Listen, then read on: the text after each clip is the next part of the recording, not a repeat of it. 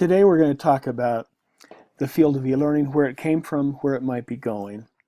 First, think of e-learning in terms of two distinct traditions in the 20th century.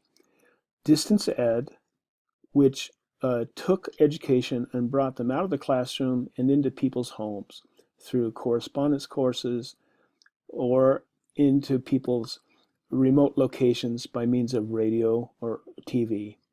There's a whole distinct tradition about doing that, supplanting or surpassing schools or bringing people together across distances. And then educational technology, which brought technology into classrooms and schools. You can see the connection between those, but you can also see that there are distinct traditions. So the metaphor I'd like to bring to discussion is one of the robber barons of the 19th century, particularly the railroad industries, Cornelius Vanderbilt and others, who built railroads, thought they were in the railroad business. And when transportation changed, for example, the rise of the automobile, they missed out because they thought they were building railroads. They didn't realize that they could have been thinking in terms of transportation more generally. Now, let's use that analogy for our field. Historically, in the mid-century, we were all about little hardware devices in schools, film projectors, film strips, flannel boards, and sometimes radio and TV into a classroom. And kids were excited to have an alternative to the lecture and the everyday worksheets when they got media in their classroom. The best theory that was available as far as learning theory goes in those days was behaviorism. And so applying behaviorism to those available media, you got programmed instruction, such as these kids are doing, with little lessons that they received, very narrow programming of learning activities. The learners were active, yes. They were hitting buttons and making lots of responses, but the material was fairly limited.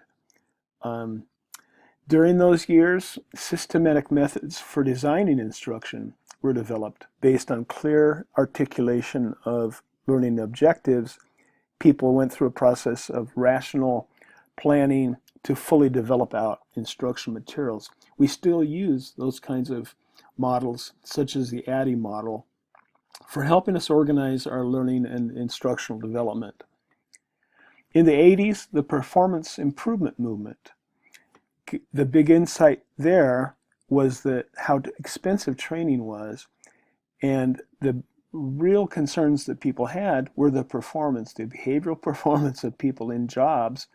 And so we developed a whole bunch of methods to support learners in their jobs without having to take them out and pull them out, put them in the classroom away from the context of their performance. We kept them in their context and provided various means to help their learning. We'll learn more about that in our class.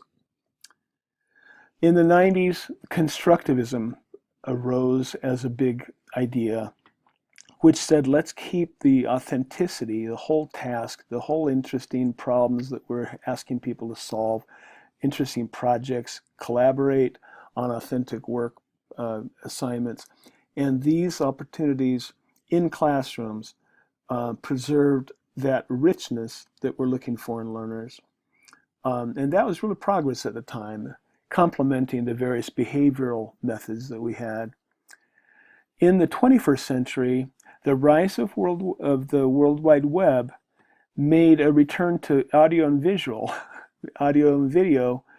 viable again, exciting again. In fact, it was more exciting because we could ask learners themselves to develop these things and participate with us in the creation of video, not just the consumption of media resources.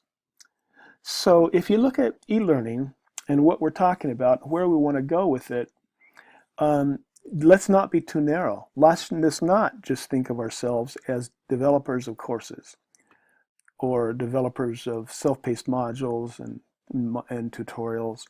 There's a whole range. There's webinars, live events, there's performance improvement tools and resources, self-directed learning resources we put up on the web, make available to learners. Games and simulations are huge. as are the relationships that people have with other people, and social media reflects that power of relationships. So let's not be like the robber barons. Let's not be too narrow in our thinking. We want to take the big view, and e-learning will prosper to the extent that we think broadly about our mission, our goal to support people in their learning and support people in their job performance in whatever way that we can with the aid of technology and best available theory and so forth.